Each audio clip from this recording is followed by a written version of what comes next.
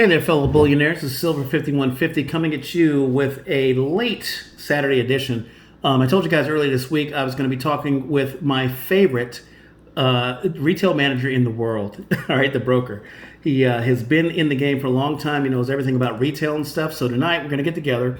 We're going to discuss the new 2021 Type 2 Silver Eagles, and we're going to also discuss things in the economy like, inventories and, where we see inflation, say, the next 1 or 2 years. So if you're interested in that, please stick around. And I want to go ahead and move into something I think is relevant to what we're talking about tonight. We're talking about inflation, right? Okay, you guys know what this is. All right, that is an American $1 bill. Okay? And you guys know what this is. Most of you have been following inflation. This is an official Zimbabwean $100 trillion note. Don't know if these are still in circulation, but you can actually collect them, so I'm guessing not. This is like from 2000 or something like that. 2008, this one is. All right. So my point I wanted to make tonight is that these two right here, these two, at some point, were direct competitors with this. The Silver Eagle. The American Silver Eagle, you guys are familiar, okay? It is the hallmark coin of the United States. It is what I call a workhorse bullion coin. All right, just like the Britannia is for Britain, and just like the Philharmonic is for Austria, so on and so forth, the elephant for Somalia, and so on. And so these notes right here, at one point or another, were in direct competition with that 1 ounce coin. Now, we had some various coins over the years. We've had, in the United States, we've had the Morgans, we've had the peace dollars and stuff. And those are not quite an ounce, but they represented a dollar, which I think is like 0.731 grains of silver. So not a full ounce. So this would be like $1.35 or something back in the old day. But here's my point. My point is that one of these Eagles here can still get you 7 gallons of gas, given the median cost of gas in the United States. Whereas when these both came out at the same time, the paper dollar and the silver dollar were competing neck and neck with each other. They could both do the same thing. A paper dollar could get you 7 gallons of gas back about 100 years ago. All right. But today it takes probably 4 of these, 3.5, to get you a gallon of gas. Whereas one of these will get you 7 gallons of gas. All right. So that just goes to show you how inflation works. Now, if you were in Zimbabwe, you'd be in all kinds of hurt because it would take I don't know how many of these to get you a gallon of gas, when in fact the Zimbabwean dollar was 8-to-1 with the American dollar, back at the end of the 90s in 2000. All right, so that all being the case, we've got a special treat for you, of course. Hang on. Earlier this week, I told you guys I was going to show you the hoard of 2021 Type 2 Silver Eagles I got, thanks to the broker who, like I said, we have here today. Broker, how you doing? I'm doing pretty good. All right, I've got these 2021 Type 2 Eagles you got for us. You remember how much they ran about, roughly, per ounce? Well, even though price has been smacked down a little bit here recently, we're still less than what you're going to be able to pay for them now. Oh, absolutely. I mean, and that's the thing about silver, guys. Is like it's really a no-lose investment at this point. Regardless of what spot price does at this point, you're always going to find that the price of your bullion when you buy it in the retail market is going to continue to go up. So, like I said, you're in a no-lose market. So these right here, I think it came in just under $40 a piece, or maybe significantly less. Oh, you did a little better than that. Really? Yeah. Okay, how much better? Like $6 better. Okay, guys, so you heard it from the broker himself. It was like $32 we got these things for, 32, 33 range, because we got them on pre-sale, got them early. This is what he does. He is the broker. He goes out and gets the deals because he is the man. But not only is he the man when it comes to getting great deals on bullion and doing all those techniques he told you about last time to find the low prices out there, he is also what I consider to be one of the top retail managers out there, simply because of his level of performance and the institution in which he works. We won't go into the details of that, but I will tell you it is one of the top retail chains in the on the globe. And so with that, we're going to hit him with a couple of questions. Broker, you ready? Yeah. All right. So the guys want to know, and I've had somebody ask me this question early this week. They want to know, are you noticing any differences, in the amount of inventory you guys are receiving to sell? Or are you having to be more creative at all with what you're getting? Has anything changed in the last 6 months? Oh, yeah. I do believe the last time that I was on, I had briefly mentioned that was being an issue. It definitely has increased to a point. It's multiple times do we get things that come up and we get a date of expectation of when something's supposed to show up, and then that date comes and well, we still didn't receive them at the depot, and well, that just means a date for us just keeps getting pushed out. I can only go off of so much when I relay that to customers. And 3 or 4 times a date gets moved by the time we get any, and when we're expecting say 5 pallets of said items, we get maybe a pallet in. Oh, geez. So it's not only getting pushed back and everything like that, but we're not getting the quantities that we used to get. We're no longer able to honor anything with like rain checks because the retailers and stuff like that. Oh man. Or the suppliers for us being a retailer, they're not honoring any of those rain checks because they can only guarantee it for the limited amount of supply that they can give to us because they know themselves that they can't keep up with it. So, I mean, you look at the stock in the back that we hold, it's, at least down 30% or more, and we have a pretty decent presence in the ability of purchasing power. So, over a lot of other businesses. And even that being said, some of the boards are multiplied on the same items and stuff like that. So a little bit less variety, less stock of said variety. We're doing a pretty good job for us because of that previously mentioned purchasing power, and our presence in the market of being able to keep our prices relatively down and to unchanged to a degree, where we'll eat the cost in some other ways to be able to continue adding value to our customers. But I've still noticed it very much so, even for us, it's starting to kind of pinch a little bit. And even other times I'll go to other stores, and it makes me feel a little bit grateful that I do work for the company that I do, because I see how much better we have been managing it than say some other companies. And a lot of it, it's just the way the supply chain works and everything like that. But folks, if you see something that you need, I'm sure you probably heard it from any economist out there that knows what they're talking about. Get what you need while you can. Don't wait. Things are only going to get harder to get a hold of. The shipping is starting to fall apart. Yeah, you told me about it. You said you had been ordering some stuff online, and you keep getting these excuses in your email about why it's not shipping, and it'll be there someday, and the check's in the mail. Yep. Yep. And then hey, I had to call this company, a couple days ago, and then again yesterday. Talked to 2 different people, and they're like, "Oh yeah, no, we promised it's coming." And I'm like, "Okay, well, I normally get my stuff days ago. You guys have had my money for well over a week past this point." And then miraculously there was an issue with my order. Yes. So then they had to refund it, reissue, and then they said, "Well, we'll get it out to you ASAP." Well, it's been assigned a tracking number, but it doesn't show that it's even been packed up at their depot yet. Wow. But I'm expected to have it on Monday. Right, even though it's supposed to ship, God knows how long ago. Yeah, so the shipping's kind of breaking down, internal functionings of other businesses. Now, is this a lack of skilled labor you're talking about? What are we talking about? Yeah, lack of skilled labor. The post office is now hiring again. I got a flyer in the mail the other day that it was an active recruitment campaign by the post office. And just to give you a quick aside to that, guys, back in 2000 when I exited the military, I was looking to continue, my federal service, and I was looking at the post office because it seemed like the most logical solution. A lot of people have made that transition.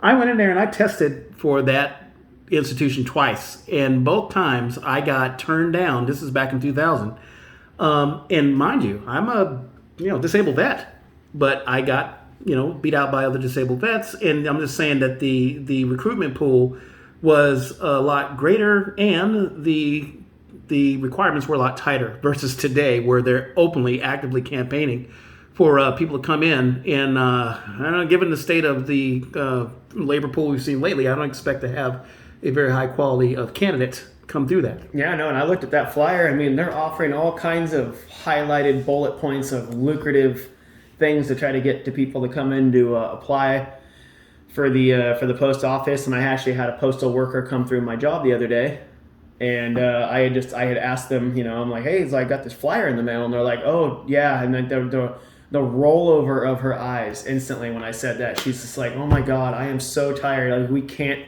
get people to stay. We just can't. We can't get people to come in to even apply."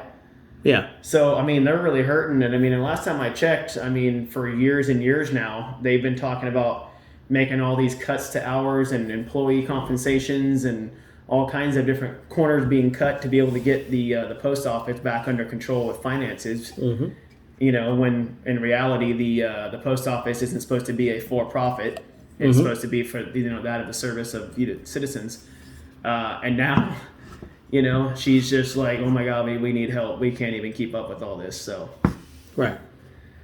but it's not only are you having issues with, getting product and everything like that, the manufacturing side of it because of the lack of labor, then you have the lack of the shipping ability of being able to get said products. Right. I heard there's a lot of ships off the coast of, the west coast of the United States anyway. I'm sure there's shipping issues and ships being stuck out to sea all over the place, still waiting to get in prior pandemic. And, there's other things that are holding them back. And, I mean, I can't imagine that all that stuff is durable goods, right? Some of it has to be perishable. It can't be all durable goods. I mean, I heard early on when they first had all the final release from the Suez Canal, and they had all the backup of ships. You know what I mean? That's right. I forgot they about were that. talking about all the types of food and all that went bad, the animals that died, all kinds of crazy stuff. So I mean, that's another pinch into things. And I got a buddy that actually lives Southern California, down by some of the harbors where some of these ships come in, and they still got a nice little backlog down there because they need labor of people to get the stuff off the ships. They do.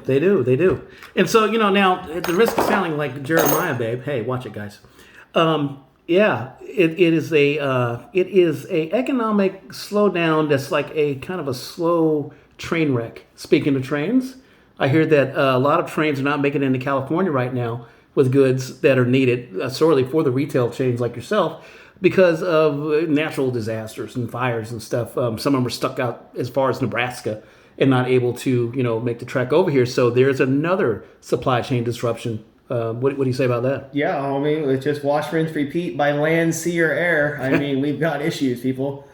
We do. And so, guys, you heard it from the broker earlier. He says, look, if you've got some extra dollars out there and you're sitting there going, well, I've got plenty of this, I got plenty of that, maybe you've got plenty of precious metal, right? But you still got dollars left over. Plenty of precious metal. I never said enough. I just said plenty. Just make sure. Big difference. Can't you tell we're related? Anyway, so to go ahead and buy those things that you normally use, especially the stuff that lasts and is kind of durable and stuff, make sure you just kind of load up on those things that are going to carry you through when times get tough and it's hard for things to get. Something I enjoy is these ahi tuna, the yellowfin tuna that I was able to get at Costco, and also the Seeds of Change quinoa brown rice, which the broker turned me on to. Which anyway, so this goes to show you I hoard more than just precious metals and lead. I also hoard other durable goods and food. All right, broker. So we've talked about inflation and we've talked about how this dollar, okay, and this dollar used to compete. Given what you're seeing with the pricing schedules and stuff in your store, where would you speculate that inflation would be in the next, say, 1 to 2 years? Next 2 years. They can try and manipulate this all they want. Mm-hmm. The fact that all you ever hear come out of their mouths is that they're going to continue to print more money.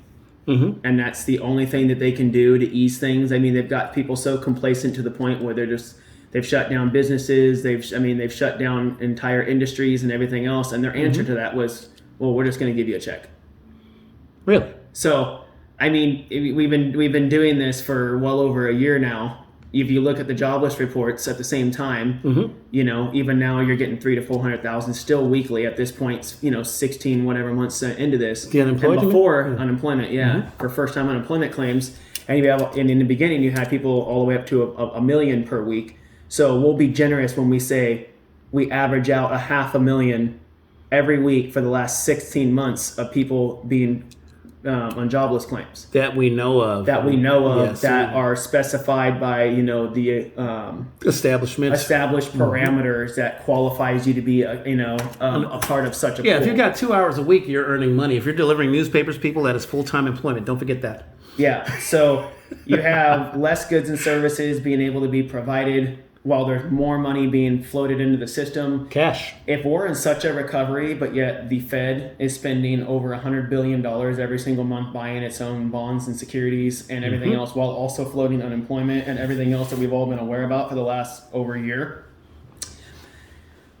inflation is all but inevitable. Yes. And, they can hide it to a point here and there. But I mean, like I said, I'm pretty proud of my establishment of where I work as far as, us being able to hold prices where we are. But not a lot of other companies have that ability in the way that we do, given, our presence in the market and our purchasing power and everything else. I've already noticed it, like that order that I had mentioned that I've been having issues by trying to just even get it shipped out here. Right. I've noticed the prices of those things. I bought a lot of that stuff, say 6 months ago, and to be, ahead of the curve, because I just didn't want to worry about trying to get it. I mean, I knew that the price was only going to go up more. It's stuff that I use every day. So I came across, up to a point where I had a little bit of cushion again, and I'm like, you know what? I'm going to go ahead and hit it again. Yes. It's all the stuff I need. Yeah. And the prices have gone up just a little bit more, but luckily, due to the way that we not only shop for metals, I use the same tactics when I shop for everything else. Open 9 windows and Open go and 9 comb windows, through. coupon coding and everything else and whatever. Yes. I went completely ballistic on ordering some stuff, and it's 10 times more of a headache even now, 6 months later. Right. Yeah. So I mean, and I go to a regular grocery store, and I've noticed how much stuff has already gone up, and it's just little creeps here and there. I watched, commodities and tickers and all that kind of stuff just on my own, even if I didn't go to the grocery store. And it's blatantly obvious. I mean, take gas for an example. I mean, and I mentioned gas because most people inflation can be running rampant, but the couple things that people only pay attention to is like gas, beer, and cigarettes. Gas, beer, and cigarettes. If everything else is going up, they're just like, well, that's just normal because that's just whatever. But if gas goes up, everybody freaks out. They do. But, just so you do know, gas is going up also. But, guys, it's inevitable. Prices are going to continue to go up. Spend your dollars right now while they have more purchasing power and why goods and services are why they're attainable. Yeah. Do it now. It'll save you later. You don't have to go out in the mayhem later to try to acquire it when your money's buying you less. Get your food, get your water. First and foremost, get your security. Absolutely. Those are all got to be before you start worrying about precious metals, guys. This is very true. Precious metals are actually for the things that you will not be able to get no matter what. And this will probably be perishable stuff when we're out there. If for example, there's a farm somewhere and the currencies and the credit are distressed, or if there is, farmer's market or some place where they just have, perishable stuff, but you need it, or stuff that's in very short supply, that's where your precious metals are going to come in and fill those spaces that you haven't already filled by, back purchasing these other things. Now, there's something I want to add to that real quick, and we always talk about, inflation and how to spend your extra dollars. Well, let's say you don't have extra dollars, all right? Let's say you don't have any dollars. The solution to that, I'm afraid to say, is you need to find a way to get them. All right. And trust me, there's employment all over the place. We just told you about open recruitment at the post office, which never happens in the United States. But I'll tell you this, if you're able to get out there and provide a service and work, I'm telling you, there are establishments and there are companies that are glad to have you. They're glad to have you. And you can go out there and earn some money. I already have a couple of things that I'm working on right now, full-time career with the government stuff. I'm not done. I told you guys I'm not done stacking. All right, and I'm not done trying to earn more fiat currency. Let's go ahead and call it what it is, fiat currency, cash. It's a tool. It's very much a tool to buy real money like this, okay?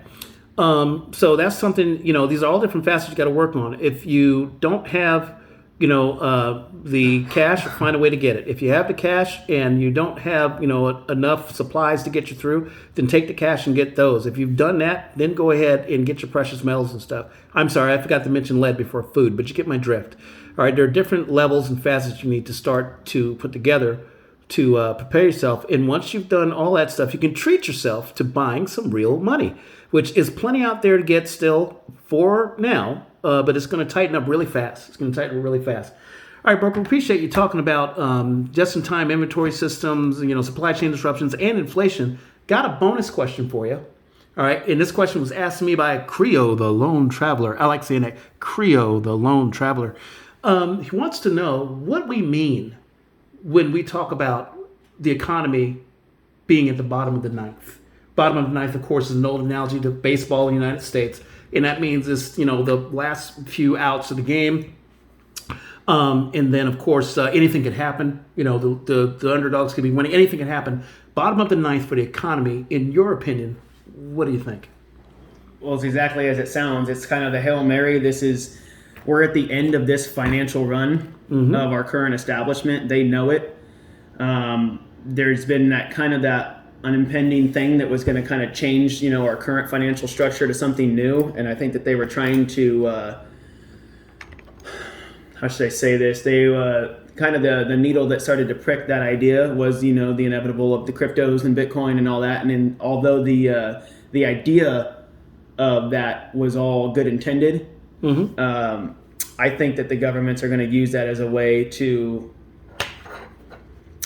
carry and rather hide some of their poor money management into the future. Because, what's better than not having to actually print the money and there still being those little bit of black holes that people can use fiat currency and this and that, and Right. unreported things. Well, if everything goes digital, they know every little thing about everything you spend your money on, and they control your finances completely. Yes. And I don't know if you guys are seeing it where you guys are at, but banks, Wells Fargo is no longer extending lines of credit to people anymore.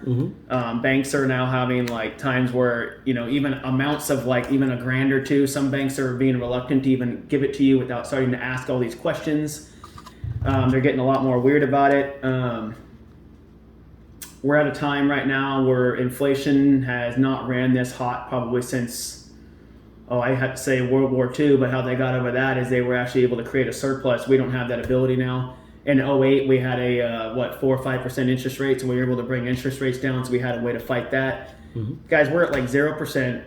The money printing has been absolutely rampant, and it's not just us, it's global. It is. So this is not just going to happen in the United States. This is going to be a complete global push of reset. We're just, we're the least sickest kid in the room. I agree. So, and if metals didn't matter so much, why would they be spending so much to artificially suppress it? London is already giving all the banks a buyout, you know what I mean? A reprieve on the Basel III. A reprieve on the home Basel III Yeah. and everything like that is as an exemption. Yeah. Commercial bank is in trouble. The commercial bank is in trouble. So, all right. Well, Broker, thank you so much. Sorry we're short on time today, but we did want to cover those three topics. The bottom of the ninth, you guys heard it.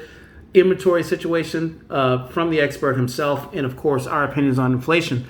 But guys, it is the bottom of the ninth. It's basically your opportunity to do everything you can to prepare for what's coming. And everybody says nothing's coming, something's coming. It's gonna really take its toll financially on a lot of different things. The commercial banks might see it first, your local banks will see it next. The credit system might run down a little bit. The ATM system might go down from time to time. Satellite problems, all that stuff. Bunch of malarkey. It is the system breaking down, so just be aware of that. If you want to have some fun, go out onto the debt clock at debtclock.org and just look at some of the various debt structures for some of the countries out there. Look at the amount of currencies being printed. Check out the credit and credit swap derivatives column and see how fast that stuff's being racked up. You're going to see all kinds of strange stuff on there. And mind you, that is something that's being managed.